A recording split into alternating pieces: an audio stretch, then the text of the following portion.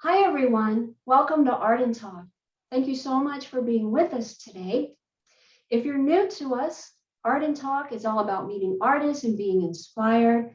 We're an online interviewing platform for artists to share their art and their creativity and their passion. We aim to bring you inspiration, to see with new eyes, to think with new thoughts in terms of art and creativity and innovation through the guests that we have, and to apply it in our artistic expressions. So thanks again for being with us. I'm Leslie Sue, the host for Art and Talk. And today we have a guest who is in both the traditional arts and also the spiritual arts. He's a returning guest, and he is an author, a life coach, and he's the founder of the Higher Self Healing Meditation Technique. And today we're going to be exploring his new book called The Power of Positive Singing, Higher Consciousness in Musical Theater. So I'm so excited to welcome our guest for today, Cary Bear. Hi, Cary, welcome. It's a pleasure to be here, Leslie. Oh, wonderful. Well, thank you again for your return visit here on Art and Talk. We're delighted to have you. And so we have this new book out, which we're going to be making connections with higher consciousness and musical theater. But before we get into that, what could you share with us, Cary, kind of about your journey into all these areas of writing and also the spiritual arts as well? Well, I think spirituality has been a major part of my life. I started transcendental meditation when I was 17 years old, and I've always been a writer.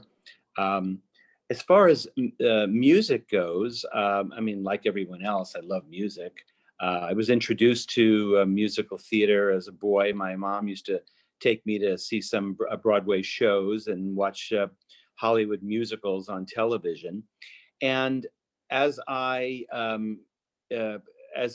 continued to work as a teacher of meditation and as a life coach and as a workshop leader, it dawned on me that I'd be listening to these songs from the Broadway musicals and from Hollywood musicals, and so many of them were inviting us to expand our lives, to see more, to open up our hearts, to connect to our inner child, to see life as just a more expanded sense of life than we typically think of it. And I began to see that in a way, these composers and lyricists were almost like musical life coaches. You know, they were giving us kind of like coaching sessions in their songs. Mm-hmm. And so there were, of course, there were many that I was familiar with.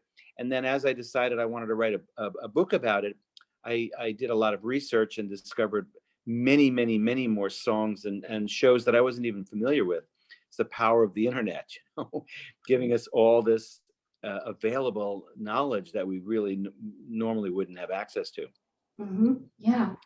So it seems like you just kind of made this connection between Hollywood musicals and Broadway, and seeing that there's like a lot of like spiritual insights and spiritual information through that art form that you were kind of tapping into.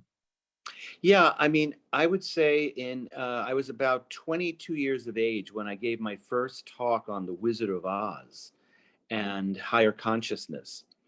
It was at the TM Center in Fairfield, Iowa, which is where Maharishi International University is headquartered and where I got my master's degree.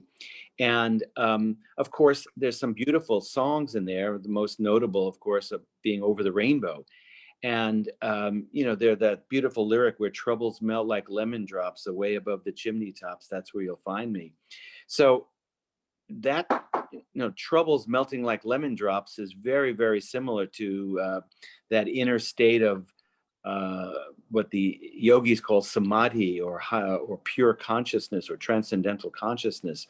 So I've been aware of that, of course, for many, many, many years. Mhm. But then as I would listen to songs by Cole Porter or Rodgers and Hammerstein or Lerner and Lowe, I'd think, oh my God, listen to what he's saying. He's talking about, higher consciousness. He's talking about a kind of oneness. He's talking about a deep connection with all of nature.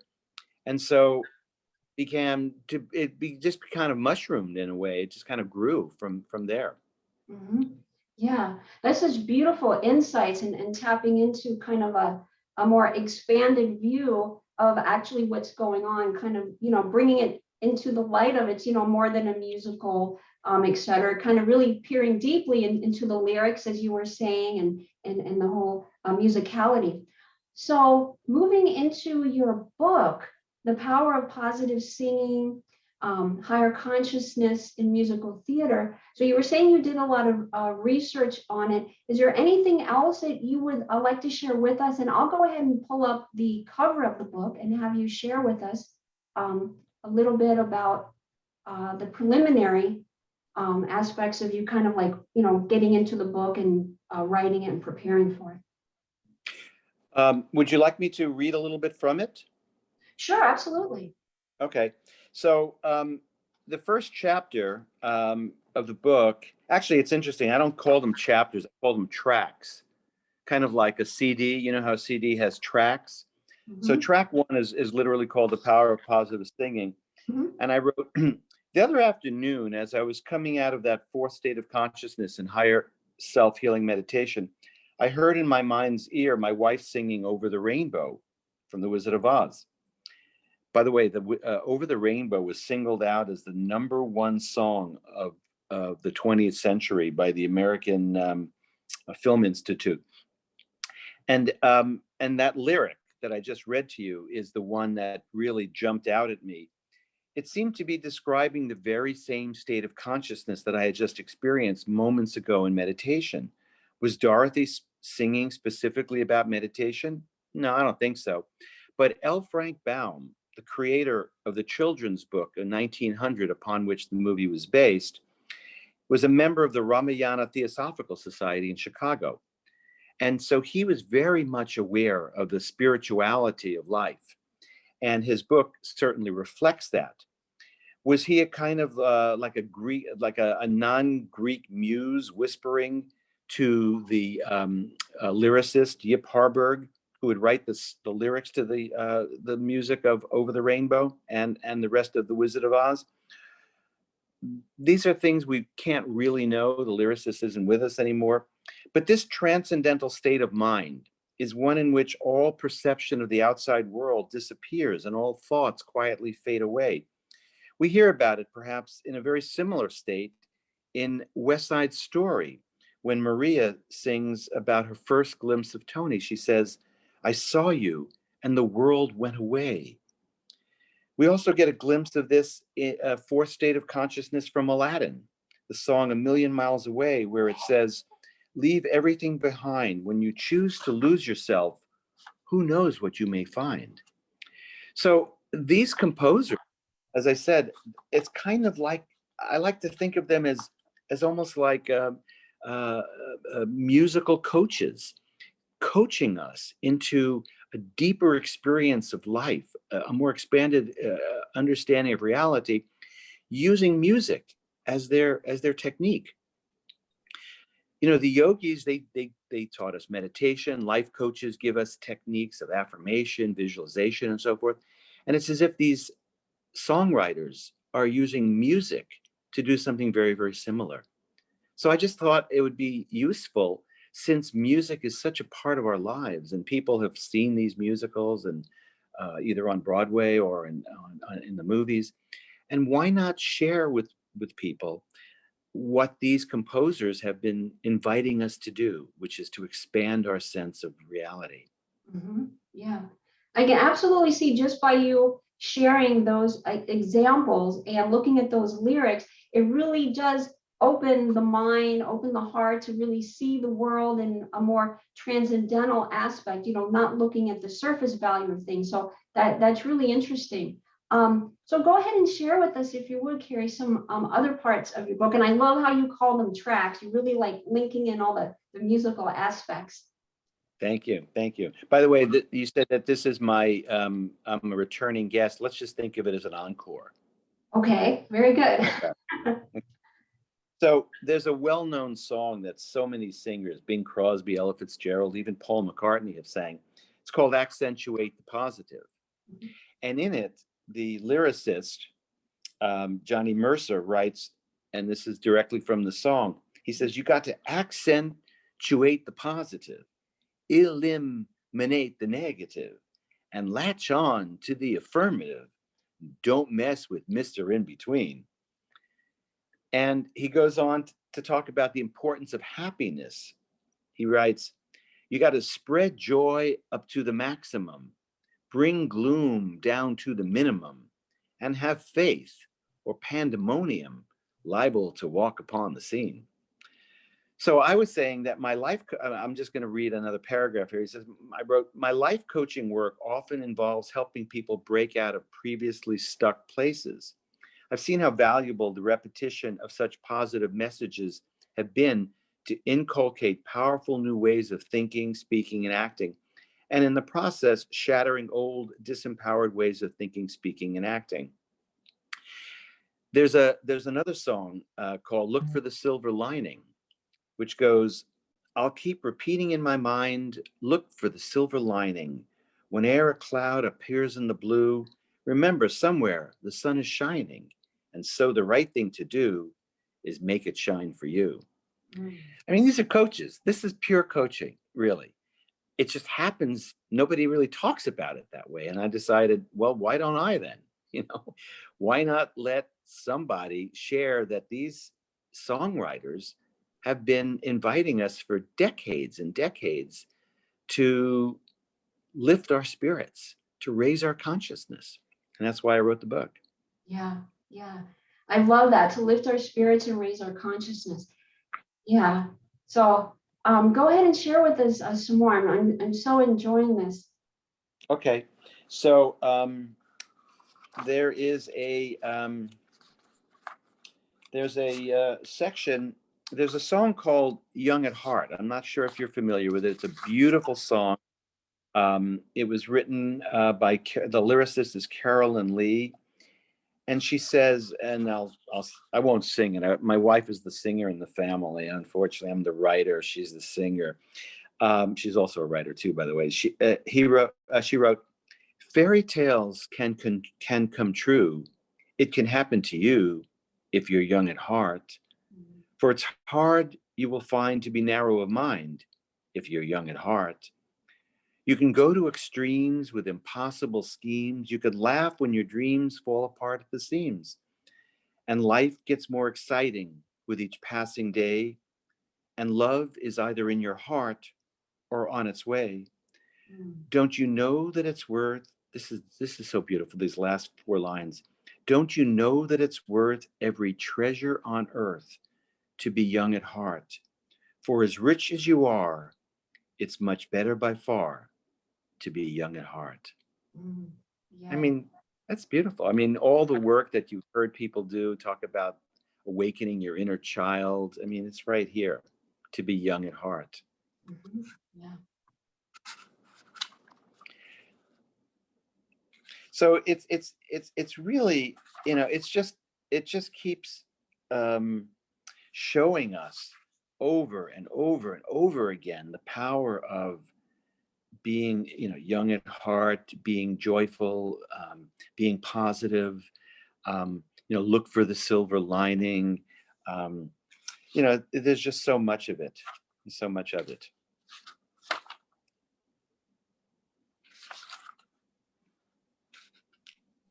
When I was looking at the bio for this book, looking at all the kind of juicy chapters that you have, because you've really integrated a lot of information.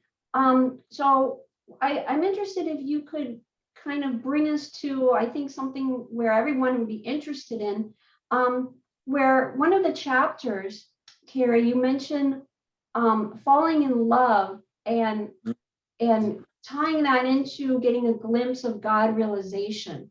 I would love for you to kind of like go into that chapter, if you would, and tell us about that. That'd be great. Yeah, I will do just that. I'm just going to call this up here. It's the second track in the book, and there's some beautiful, beautiful songs from West Side Story. I'll share.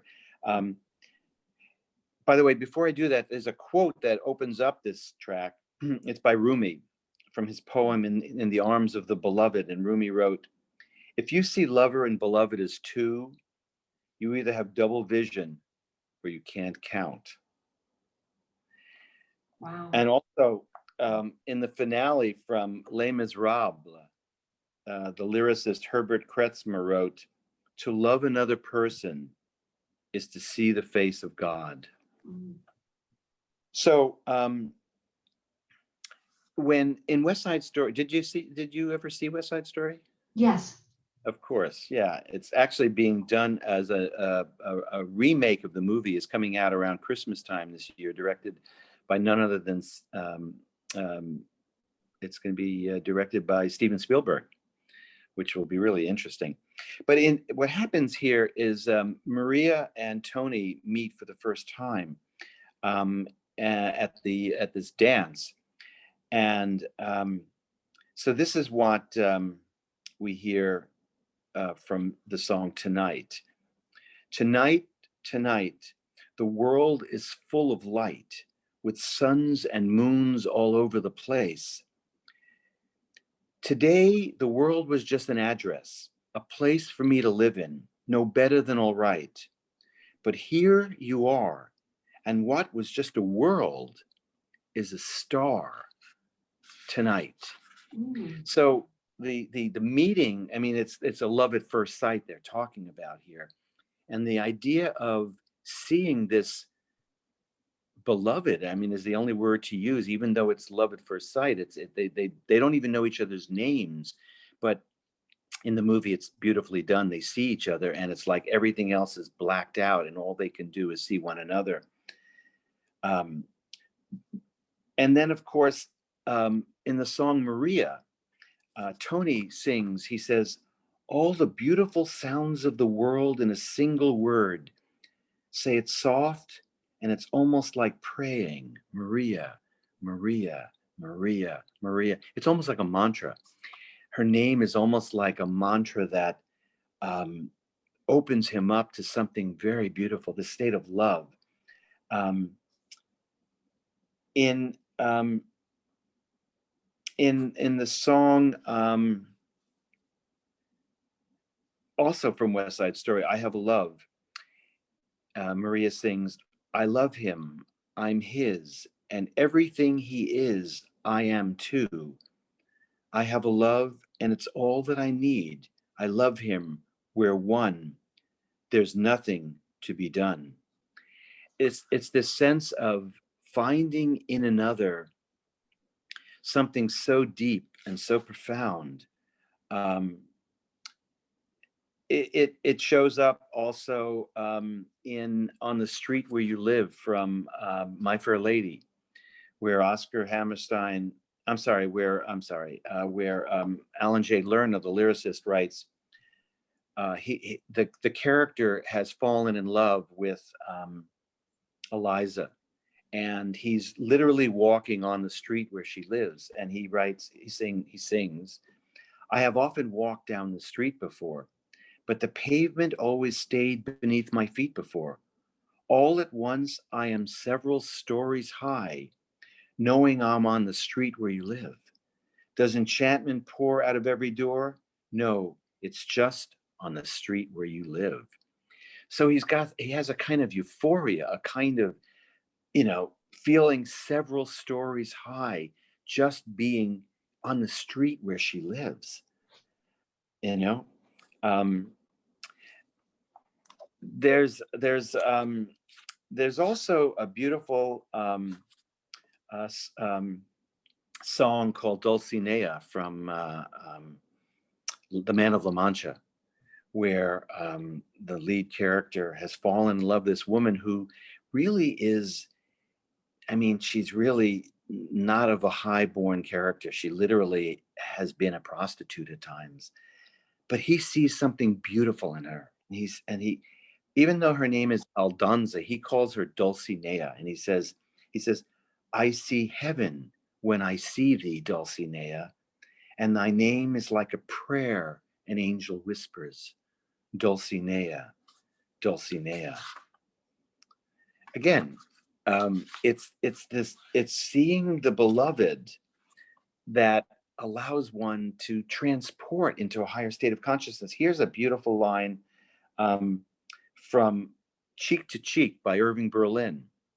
From Top Hat, Fred Astaire sings, "Heaven, I'm in heaven, and my heart beats so that I can hardly speak, and I seem to find the happiness I seek when we're out together dancing cheek to cheek.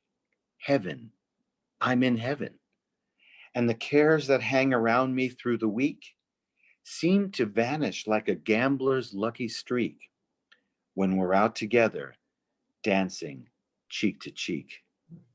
Dance with me. I want my arm about you. The charm about you will carry me through to heaven." I mean, you can't get more direct than that.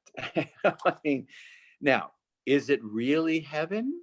I don't know, but it seems to me to be a glimpse of the kind of heaven that one experiences in a state of consciousness known as God consciousness, a state in which one has gained connection to the angelic realm, to the celestial level of life.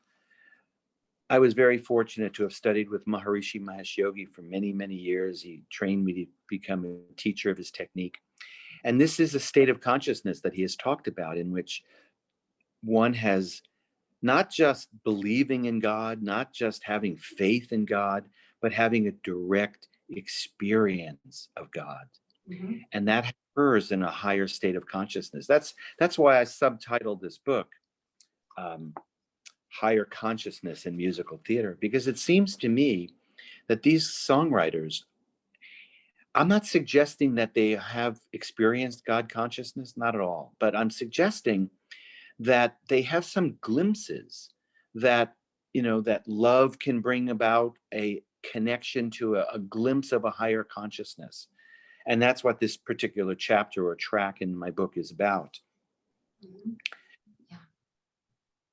All those examples that you gave with the depths of spiritual insight into love, into the heart blooming and seeing with the eyes of love are so on point and so beautiful. And really you can feel that sense of like really being present and really feeling like the presence of God, of the divine, and that whole sense of oneness. So I love everything that you're tapping into, Cary. Really beautiful. Yeah, and it's not just, I'm not suggesting that every song on Broadway does this, hardly, but there are so many, dozens and dozens and dozens. In the back of my book, I have an index, and I list all of the songwriters, list all of the songs. There are literally 1, 2, 3, 4, 5, 6 full pages of the index alone, just listing the name of the song. So that's dozens and dozens and dozens of songs that I cite in the book that give us either, what we've been talking about here, being young at heart, being connected to a sense of almost a divine presence in the beloved, or more positivity, or there are songs, for example, that talk about places that have almost a magical connection, like Camelot or Brigadoon, for example. Two musicals really about a kind of a magical land, and some of the lyrics, of course, speak to that. Mm-hmm. Yeah. Before we get more into your book, I have a couple of questions for you, Cary. Sure. You mentioned that it was like in your 20s, you kind of made this connection of like, wow, I'm listening to the lyrics and the music and the whole theater, and like seeing, some deeper insights as we've been, discussing. So why now to write this book? Because like, as you were saying, it's just, it's fresh out, it's been out for a week now. So why was this time the time to write it? That's a great question. This is my 18th book, and I was writing more practically oriented books before. I wrote a book called Conscious Communication. I wrote a book called Relationships 101. I wrote 3 books on prosperity. Mostly those books that I just mentioned, kind of came out of my coaching experience, seeing the need that people had to enrich their relationships, or to communicate more positively and more consciously, or to become more prosperous. But as I wrote those and felt, complete with having shared that, I started looking more about the world around us. And so I've now written 4 books about what you might call popular culture. So this is one. I have a book called The Yoga of Entertainment, Higher Consciousness and Popular Culture.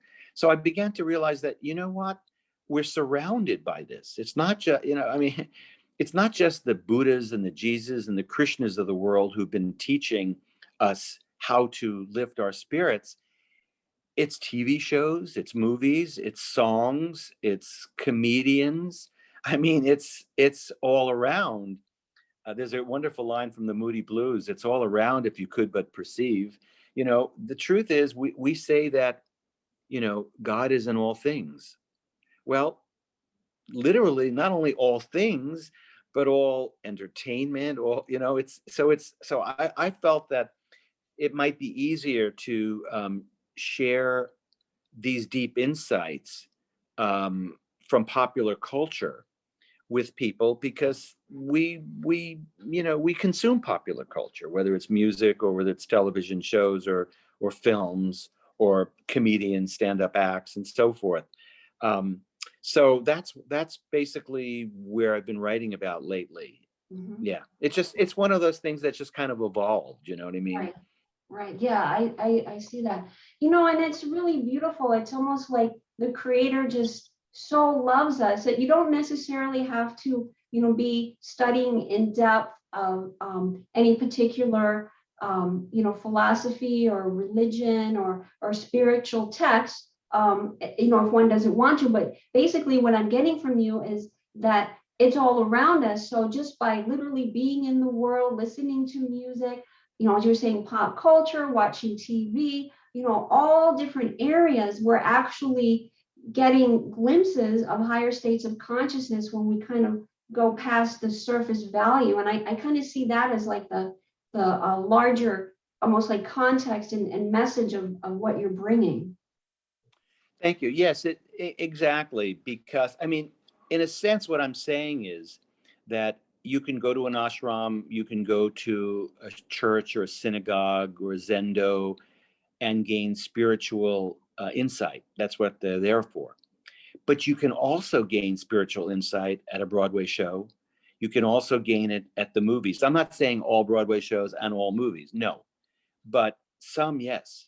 And I think either these composers or writers were highly evolved beings who wanted to share their insights, or, and I think really I think what it really is that the creator or the muses or whatever you want to describe as that which inspires creative people, are whispering these insights in through the composers and through the comedians and through the screenwriters, um, because we live in a world that's not just, we live in a world where people aren't always going to churches, zendos, ashrams, and so forth. So why not help awaken people through popular culture as well? Mhm. I think that's really what it's about. I really think that the muse, that's the word I like to use for my sense of inspiration, just keeps using individuals as instruments, if you will, to help awaken humanity, because that's really what is desperately needed in the world today, to wake up, to the spiritual reality of life. Mhm. Right. And perhaps maybe that's kind of tied into the timing, that this was the time for you to, write this, make these connections, and then present it in the book. I'm wondering also, Cary, if you could tap into a little bit about your creative process and organizational process in writing your book. On Art and Talk, we've had several authors come on. And if you could just share with us as you were preparing for this particular book, how you kind of went about it. That's a great question. I think I had written in my book, The Yoga of Entertainment, higher consciousness and popular culture, there is a chapter, a section, I should say, on music. And most of it is pop music, like rock and roll and folk music. But there's a little bit of Broadway in there. And I have a friend in Virginia who's a big Broadway guy. His mom introduced him to Broadway when he was just a boy, and I would teach at his uh, uh, spiritual center pretty much every year. And every time I'd see him, he'd say, "Hey, man, you should be writing a book about Broadway stuff because there's so much there." And of course, I was familiar with some of it, but he brought to my awareness even more. His name is Tim Ferriss, and Tim introduced me to some musicals that I wasn't familiar with, and that's kind of where the seed was. And often I find my creative process is stirred very much by meditation. I find that when the mind is most quiet in meditation, creative ideas come in. Not that I'm seeking them, they just happen to come in. I mean, my sense is that creativity comes from within, and the closer we get to that deepest source within us, our ground of being, which is also a level of creative intelligence, the more creative ideas will come into our consciousness. So a lot of ideas for chapters, or what I call tracks, came during the process. But I think it's really important for artists to apply themselves, to not just receive the ideas, but to act on them. So I have been, and this is something I teach creative people, I say every day, spend a minimum of half an hour at your whatever, easel or piano or computer, depending on the kind of art form that you are familiar with. Because when you show up, then I believe the muse gives you further material. So I'll sit down sometimes at the computer not knowing what I'm going to write because there's nothing specifically there at the moment, but the showing up tends to give me something at that point. So I'll write something out, and that'll open up something else, and that'll open up something else. So I really believe deeply in showing up. When we do show up, I think the muse gives us more and more and more and more. Mhm. Yeah, that's really beautiful.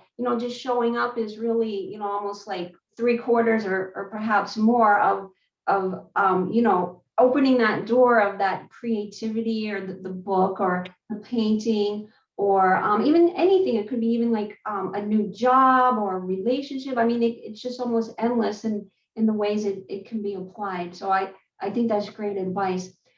I'm also wondering, I want to know what else you'd like to share, but I'm hoping that we can get to also either of your choice, either maybe Camelot or Brigadoon, those like magical, enchanting places that everybody knows about, that we get kind of chills even when we think about it. I'd love to hear your insights. Well, they're not my insights; they're the composer's insights. I mean, I'm just sharing them. But yeah, I have it's called Track 10, People in High Places, Camelot, Shangri-La, and Brigadoon. From Camelot, there's when the song is called Camelot. And King Arthur sings, "The crown has made it clear, the climate must be perfect all the year." He sings, "A law was made a distant moon ago here. July and August cannot be too hot. And there's a legal limit to the snow here in Camelot." I want to give you a little bit of credit though, here, Cary, because but we are only having this discussion because you wrote this book. So I do want to give you some credit. I mean, obviously they're the lyricists and the composers, but we have to give you some credit here, for bringing us these insights. So, all right, go ahead. Just wanted to add that. Right. There's in Brigadoon, which is a particularly peculiar musical. It's a musical about a town that shows up one day a year every 100 years. And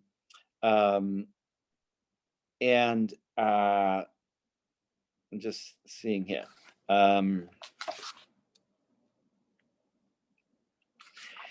there's there's this song called "From This Day On," and it's really an interesting show. This man, these two guys are basically vacationing in a kind of sort of Ireland, Scotland area, and they come across this town, which they don't know immediately at first is only shows up one day a year for 100, and then doesn't come back return until another 100 years.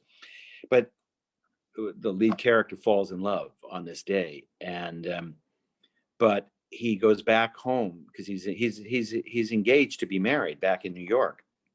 He goes back, and the he realizes this one woman he met on this one day has stolen his heart, and he wants to return, but he knows that he can't see her for another 100 years, and he won't be alive for 100 years. But he goes anyway, and what happens is, in the power of this is the beauty here, the power of his love is so great that it brings the town back, even though it was not supposed to show up for another 100 years. So that's a lovely thing there. So there's also a show called Shangri-La. I'm sorry, it's called Lost Horizon. It's the name of the book is Lost Horizon, and a movie musical was made of it. Shangri-La is the name of the town. And in it, there's a line, "Have you ever dreamed of a place far away from it all, many miles from yesterday before you reach tomorrow, where the time is always just today? There's a lost horizon waiting to be found." And so many small things can bring happiness. Love is in all things. That's that insight again that we've heard ministers and rabbis say these things. We don't think of songwriters saying these things, but yet they do, and they have. And I think, as I say, I really like to think. And there's a line also from the song "If I Could Go Back." By the way, Hal David and Burt Bacharach wrote the music for Lost Horizon, and in it there's the lyric that goes, "The chance to live forever is really no illusion, and this all can be mine." So they're speaking of a kind of immortality here, which again we have heard representatives of religion and spirituality talk about, but we're not used to hearing it from songwriters. Mm-hmm. Yeah, that whole eternal aspect. Yeah, that's beautiful. Cary, we only have a few more minutes left. How would you like to close out the show and offer some closing comments? This has been such a great discussion. I wish it could just keep going, because I know your book has so much more contained in it, and so many more deep insights. But we do need to kind of head towards wrapping the show up. So share with us how you'd like to leave us with some closing comments, if you would, please, and let us know how we can stay connected with you and how we can purchase the book as well. Thank you. Sure. So I would say that reality is much bigger than most people believe, and that we have within us something very, very beautiful. It's a source of bliss. It's a source of peace, and it exists at the quietest level of our minds. Songwriters and spiritual teachers have been pointing us to that. And so the purpose of the book is to help us see that that this exists, that this is available to us, whether we see a life coach or a meditation teacher or a yogi or a guru. Those are choices we can make.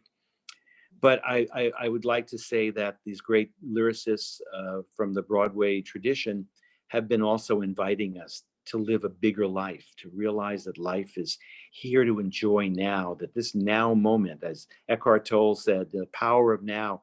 So many songwriters have been talking about the power of now. And so this is the moment. This is the moment that you can choose to live a bigger life. And The book is inspiring, I think, because these writers are so brilliant, and the lyrics that they write are so, they rhyme so cleverly. So the book is an opportunity to have a kind of a musical coaching session, to see that these great songwriters have been inviting us to live bigger, and there's no reason we shouldn't choose to live bigger. I think that's probably how I'd wrap it up. The book is available on PayPal. If you go to PayPal, you can, and the book is available for $20 plus $3.50 for shipping and handling for $23.50. The PayPal address for me is successaerobics@aol.com. That's also my email address. My website, if you'd like to look, if you're interested in this and 17 other books that I've written, you can go to my website at carybayer.com, which is CaryBayer.com. And there's a store there where you can see all the things I've done. I mean, I've written about the Beatles and Beatles yoga. I have a mini book called Beatles Yoga. I mean, it's just, there's so much richness everywhere. And when we open our minds to see it, we realize we don't have to go to a sacred space to lift our consciousness. It can be right in our stereo speakers. Yeah. What a beautiful way to close out the show, Cary. Thank you so much for sharing your new book with us. It's been my pleasure. Thank you for inviting me.